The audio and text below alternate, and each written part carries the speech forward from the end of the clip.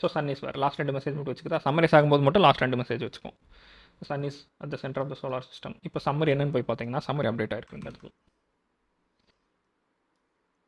Okay, you said okay. அப்புறம் Mars எங்கன்னு கேட்டிருக்கேன், அப்புறம் சன் எங்கன்னு கேட்டிருக்கேன். எல்லாமே வந்துட்டு சம்மரியில் அப்டேட் ஆயிடுச்சு.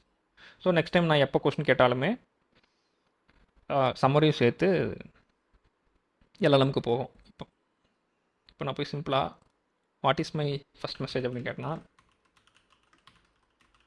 ஆன்சர் சொல்லுதான்னு பார்ப்போம். கான்டெக்ஸ்ட்டு தான் இருக்கும், எக்ஸாக்ட் மெசேஜ் அதுக்கிட்டு இருக்காது. சொல்லுதான்னு பார்ப்போம். Your first message is sun is where அப்படின்னு இருக்கு. அதாவது கரண்ட்டாக நான் என்ன சென்ட் பண்ணியிருக்கேனோ அதுலேருந்து ஃபஸ்ட் மெசேஜ் மட்டும் எடுத்து கொடுக்குது. ஸோ இது டிபெண்ட்ஸ் ஆன் எல்எல்எம். நீங்கள் வேறு ஏதாவது எல்எல்எம் யூஸ் பண்ணிங்க அப்படின்னா அதுக்கு கான்டெக்ட்லேருந்து கூட ஆன்சர் பண்ணும். இந்த நீ கான்டெக்ட்டில் ஃபஸ்ட்டில் இதுதான் கேட்டிருக்கு அப்படின்னு கூட ஆன்சர் பண்ணலாம். ஸோ பட் ஆனால் இதுதான் கான்செப்ட். சிம்பிளாக சொல்ல போனால் நீங்கள் பழைய மெசேஜை டெலிட் மட்டும் பண்ணாமல் சம்மரைஸ் பண்ணி வச்சுக்கிறீங்க. ஸோ உங்களோட கான்டெக்ட் வந்து எல்எம்க்கு லூஸ் ஆகாமல் இருக்கும். சாட் எவ்வளோ பெருசானாலும் சம்மரி பில்ட் ஆகிட்டே வந்துருக்கும். ஓகே, நெக்ஸ்ட் வீடியோவில் என்ன பார்க்கலாம் அப்படின்னா ஆல்ரெடி இருக்குது.